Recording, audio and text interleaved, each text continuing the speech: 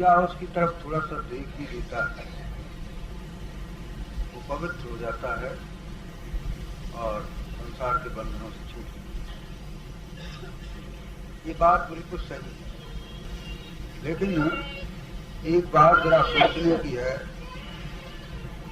वो ये है कि केवल ख्याल करने से ये चीज नहीं है। किसी का ख्याल कर लेना और बात है, और किसी के निकट पहुंच जाना और बहुत बड़ा फर्क है। दीपक का हम ख्याल कर लें तो घर में रोशनी नहीं हो सकती। रोटियों का ख्याल कर लें, भूख नहीं जा सकती। निद्रा का ख्याल कर लें, नींद की खुमारी नहीं जा सकती। उसके लिए नींद में जाना ही पड़ेगा। ख्याल करने से ख्याल इतना करता है कि उस तरफ की उसे याद है। बस हम लोग भगवान का थोड़ा सा ख्याल करते हैं, बस इतना करते हैं। लेकिन वो भजन करना और बात। जैसे ख्याल से हमारी नींद का ख्याल करना, सोने नहीं, ख्याल करना कि हमें नींद आ रही, हम 8 घंटे भर सो लिए, तो क्या दिन भर की खुमारी तो जा सकती है? हरगिज़ नहीं जा सकती। इसी तरह से ईश्वर का थोड़ा सा ध्यान कर लिया, थोड़ा सा नाम ले लिया, कभी कभी रामायण पढ़ ली, कभी कुछ कर लिया। इससे निश्चय जानिए कि जो चीज आप प्राप्त करना चाहते हैं, जिसके लिए जैसा कहा गया है, वो भी बहुत, उसके लिए तो दूसरी चीज है।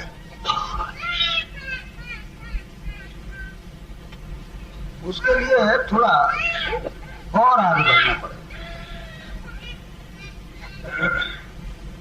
उसके लिए जैसे आप भोजन के लिए भूख का इरादा न करके, भूख का ख्याल ही छोड़ करके भोजन करते हैं, उस वक्त तो भूख जाती। इसी तरह से ध्यान करते करते तुम ध्यान को भूल जाओ, तब समझो कि तुम ईश्वर के निकट हो। इसमें सोचने की बात है। ध्यान किया, हम ईश्वर की तरफ चले। जैसे कोई आदमी मंदिर के लिए चलता है तो वो पैरों से चलता है, मंदिर तक पहुंच जाता है। इसी तरह से मन जो है वो ध्यान से प्रभु के चरणों तक पहुंचता है। ध्यान के, मन के चलने के लिए ध्यान है, जैसे शरीर के चलने के लिए ये चरण है, पांव है, इसी तरह से मन के ले जाने के लिए ध्यान। तो जब ये उनके चरणों तक पहुंचे ध्यान से, और पहुंच करके जब उनमें शांत हो जाए, तो शांति को पाने लगे और इधर का ख्याल भूल जाए, उस रास्ते का दुख भूल जाए। प्रभु से जब मिलेगा तो फिर ये दुनिया के दुख जो थे वो तो भूल ही जाएगा। जैसे बड़े जोर की वो भूख थी, बहुत ही तप्त हो रहा था आदमी, भूख से दुखी हो रहा था, लेकिन जो ही रोटी खाई तो वो सब दुख चला गया। कितना दुख उसको हुआ होगा जब तक रोटी नहीं मिली थी, लेकिन रोटी खाते ही वो दुख उसका कहीं भी अब नहीं है। इसी तरह से प्रभु के चरणों तक पहुंचकर उनके निकट पहुंचने में, उनका दर्शन करने से फिर दुनिया के जो करोड़ों दुख उसको हुए थे वो नहीं रहते। ये खास। तो ध्यान करना और बात है, वो है चलना। और ध्यान करते करते उनका भूल कर उनके मिल जाना, ये है भगवान का वचन। ध्यान उनकी शुरुआत है। ये शुरू में चलना है। चलते चलते चलते चलते जब हम अपने प्यारे के निकट पहुंचते हैं, या किसी के निकट जाना चाहते हैं तो जब हम पहुंच जाते हैं तो आप जानते हैं कि कितनी थकावटें थी वो सब खत्म हो जाती है। वो पूछता है आपको बड़ी तकलीफ है? नहीं साहब, अब आपके दर्शन हो गए, हमें कोई तकलीफ नहीं, सब आनंद नहीं। इसलिए जब तक मनुष्य उस ध्यान से और ऊपर नहीं जाता तब तक समझो भी ध्यान में है, वहां पहुंचा। और भी देखो, नींद का ध्यान और बात है और नींद में चले जाना और बात, नींद का ख्याल करना और बात। अब हम नींद की तरफ जा रहे हैं ऐसा है, लेकिन नींद अभी नहीं है। नींद सब समझो जब नींद का ख्याल चला जाए, जाना ही नहीं कि मैं नींद हूं। कोई सोने वाला ये जानता है कि मैं सो रहा हूं? अगर वो सो रहा है और कह रहा है मैं सो रहा हूं तो समझो कि सोया नहीं। ऐसे ही मनुष्य जब उस अवस्था में पहुंचता है, उस एक रेखा को लांघ जाता है। इसीलिए ये जो लिखी है वो ठीक लिखी है। जागृत और स्वप्न के बीच में एक रेखा है। जब तक जागृत वाला ये जीवात्मा उस अवस्था में वो रेखा को नहीं लांघेगा तब तक स्वप्न नहीं देख सकता।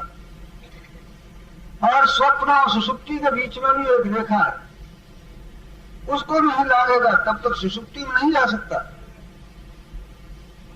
इसी तरह से सुषुप्ति और ज्ञान की भी एक अवस्था है जिसको तुरीय कहते हैं, उसकी भी एक अवस्था है, वो चौथी अवस्था है। उसमें भी जब तक वो उस रेखा को पार नहीं करेगा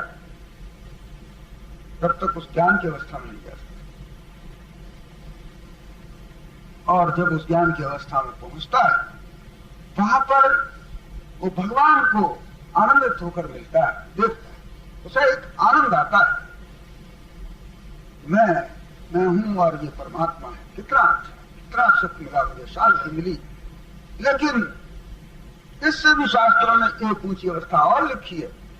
जैसे नींद की खुमारी आती जाती है और नींद का आनंद मिलता है, इसी तरह से गहरी नींद जब चली जाती है तो वो खुमारी भी नहीं रहती, नींद का आनंद भी नहीं रहता, नींद में चला जाता है। ऐसी पांचवी अवस्था शास्त्रों ने वो लिखी है जिसमें द्वैत का खत्म हो जाता है, अद्वैत अवस्था में जीव पहुंच जाता है। वहां जाकर के वो ईश्वर का आनंद वाली भूल जाता है, एक सत्ता में पहुंचता है। ये पांच अवस्था शास्त्रों में लिखी है। आप जब ध्यान करेंगे तो इन पांच अवस्थाओं में होकर के आपको जाना पड़ेगा। ये अवस्थाएं जब ऊपर आएंगी तब इनका आनंद होगा। वो जीवन के लिए आवश्यक।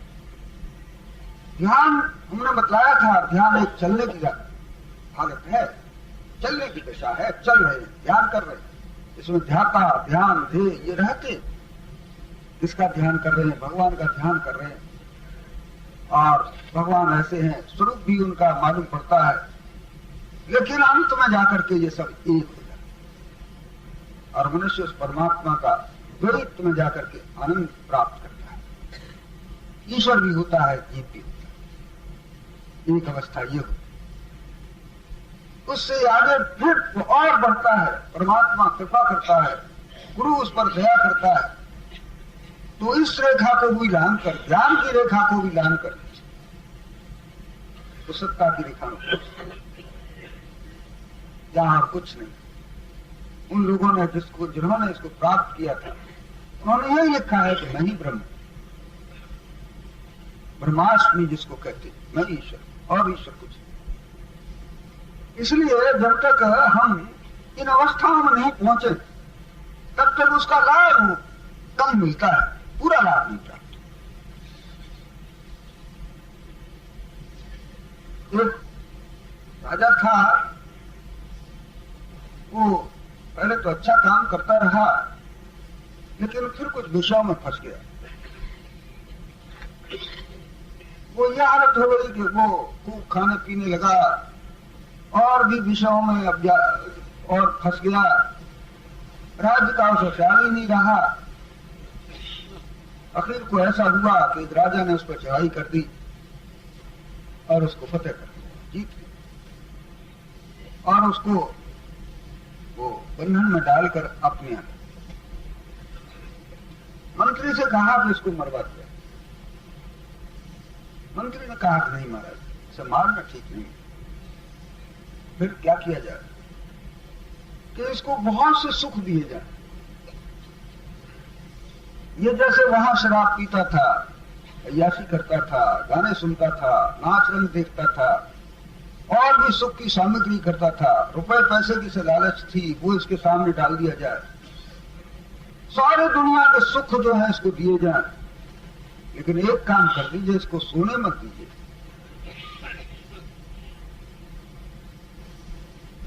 बादशाह करने का बात तो ठीक, ऐसा ही ये चाहता भी है, ठीक। उसके लिए सारी सुविधाएं कर दी, गाने नाचने वाले सामने रहते, बढ़िया से बढ़िया पीने की चीजें रहती, बढ़िया से बढ़िया उसके सामने वस्त्र और भी सुख के सामान रहते। लेकिन वह कहां तक करता? एक रात्रि जागा, दूसरी रात्रि आई तो कहने लगा कि भाई थोड़ी देर के लिए सब बंद कर दो, अब हमें जरा सो रहने दो। वो कहते नहीं महाराज, जरा सा और देखिए, ये बढ़िया सी चीज लाई है, इसे पसंद कीजिए। आखिर को राजा को वो सोने नहीं दिया। 10-5 दिन हुए तो राजा ये भूल गया कि नींद भी कुछ होती है, नींद से भी आगे निकल गया। खुशकी इतनी बढ़ी अब वो नींद भी नहीं आती। आपने देखा है कि जो आदमी सोते नहीं, अंत में जाकर के निद्रा उनसे अलग हो जाती है और वो पागल। वही लोग उसे किसी तरह से नींद लाने की कोशिश करते हैं। ऐसे घंटे 2 घंटे नींद आ जाए तो ठीक है, मगर वहां तो उसकी नींद ही हराम करती है। आखिर को वो जो था विक्षिप्त अवस्था में, अब वो नींद भी नहीं कहता था, अपने ही वो जो सुख की और ऐसी सामग्री थी फेंकने लगा, पागलों की तरह भटकने लगा। ऐसे वहां पर बहुत कई दिनों तक उसकी यही हालत चलती रही।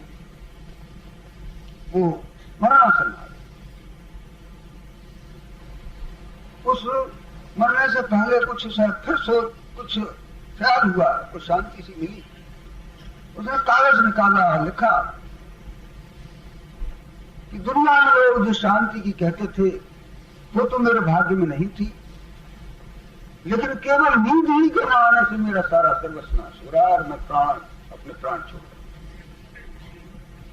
जिस शांति को लोगों ने कहा है उसको तो मैं जान ही नहीं पाया, लेकिन उससे बहुत नीचे दर्जे की जो नींद थी वो मेरे जीवन के लिए परम आवश्यक थी।